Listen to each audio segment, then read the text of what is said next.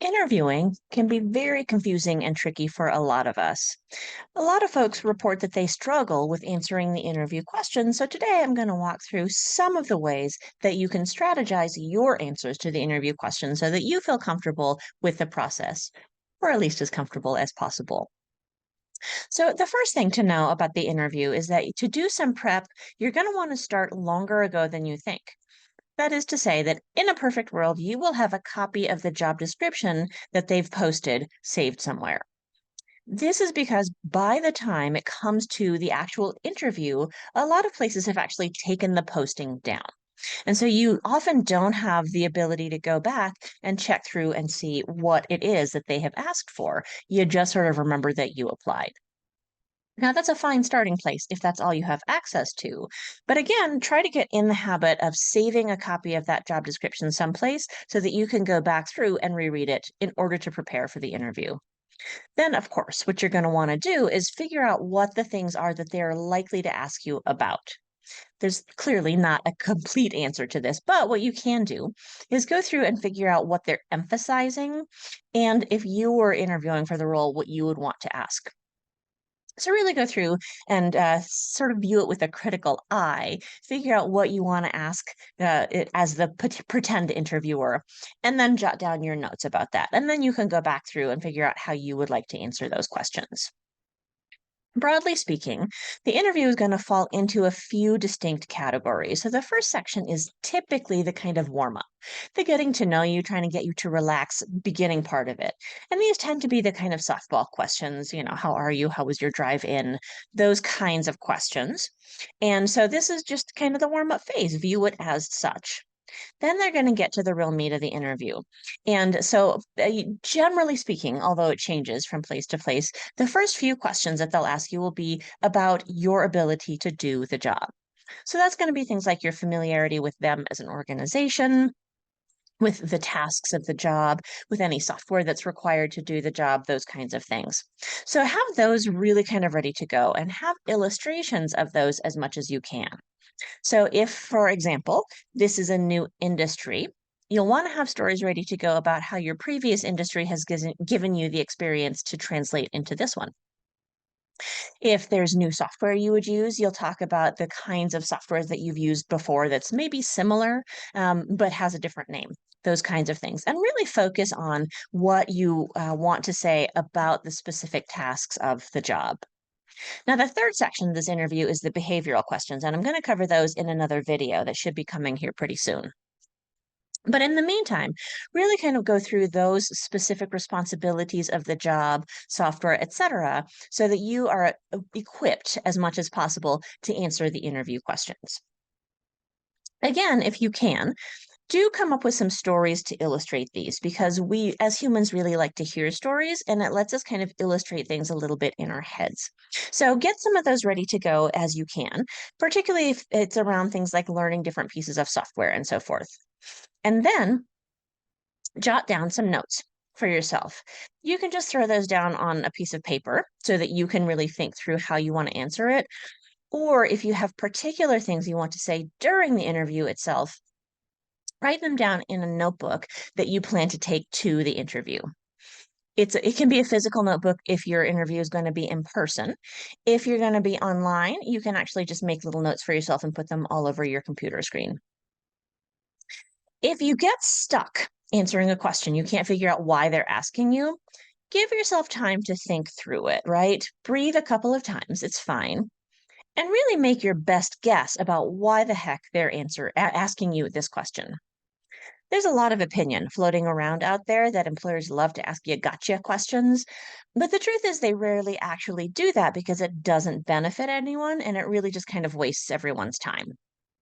So assume that each question you get asked in the interview is actually a reasonable question. They want to ask you that information for a specific reason.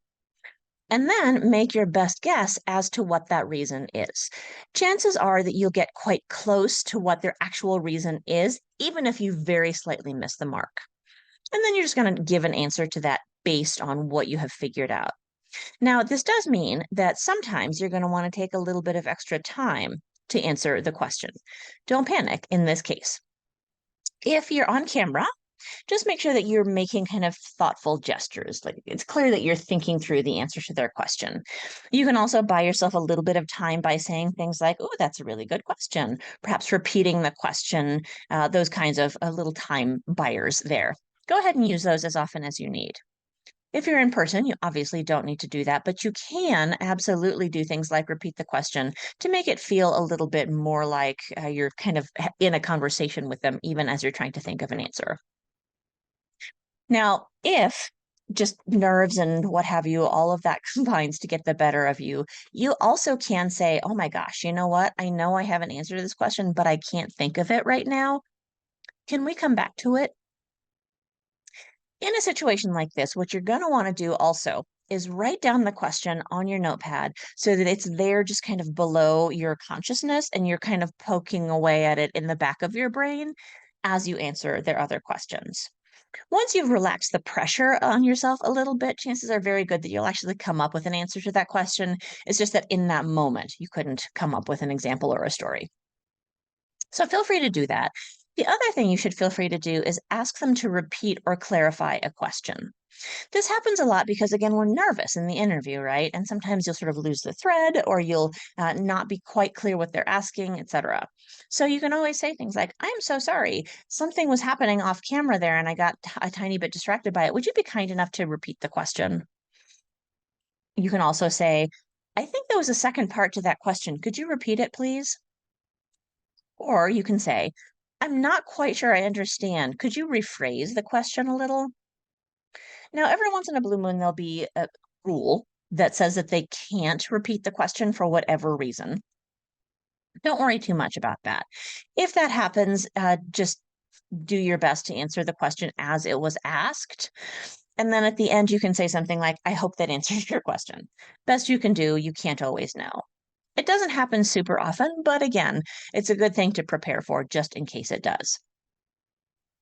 If you get asked about a piece of technology or an experience that you don't actually have, I recommend you front end the question with a positive answer. So instead of saying, oh my gosh, I've never worked with Salesforce before, you can say, I've experience with these CRMs. And I understand that Salesforce is actually pretty comprehensive and easy to use. So I'm confident that I would learn it quickly. Now, that was a very quick answer. What you'll want to say before the part about how you could learn Salesforce is something about what you've done with similar systems, right? Same thing with things like management. So if you've never managed before, but this role is a management role, you'll talk about things like times you stepped in to be sort of the on-duty manager, times you've observed someone kind of diffusing a difficult situation, those kinds of things. If you are moving into a management role, I also recommend a little bit of research online beforehand so that you understand the different ways that people are managed and what your approach is likely to be. It's fairly easy. Just Google management styles and read through them, and you'll find some examples and things like that. Grab what you find on there, throw it in, and then that's your answer to what your management style is. It doesn't have to be something you've done before. Just speak about it as confidently as you can.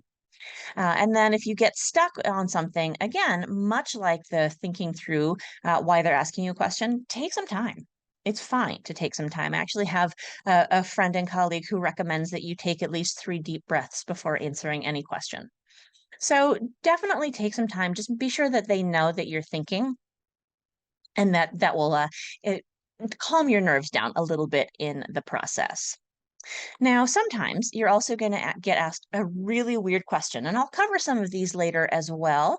I'm going to talk a lot more about illegal questions in a later video. Sometimes you'll just get odd questions. And much like the gotcha kind of questions, you're just going to want to think through why you assume they're asking you that and come up with your best answer for it.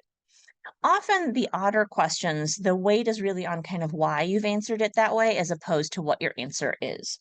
The main thing is try really hard not to panic in any of these situations. So, regardless of what's going on, if you feel your nerves start to ratchet up a lot, take a nice deep breath, take some calming steps, whatever those are. A few things you can do if you're not comfortable in these situations are just to smile. That cues your brain that everything is fine. It doesn't actually need to be worried. And then the other things you can do are things like mentally list three things that you can see without moving your head, three things you can hear, that kind of thing. And you can go through these as many times as you need to. Just make sure that you're doing a little bit of a I can see my water cup, I can see my pen, right? And you'll just kind of go through those as often as you need to until you feel yourself calm down a little bit. This is a really normal reaction. A lot of people just get so nervous in the interview process that they kind of lose their minds a little bit. Really normal, fine to do. Just try to calm yourself down a bit beforehand. Now, if you have additional questions about the interview questions, the interview process, definitely let me know. But you will see that attached here is a list of some common interview questions. Look through those, prepare some answers for them, and go into the interview as confidently as you can. And again, come back. I'll have some more information on behavioral interviews and illegal questions in the near future.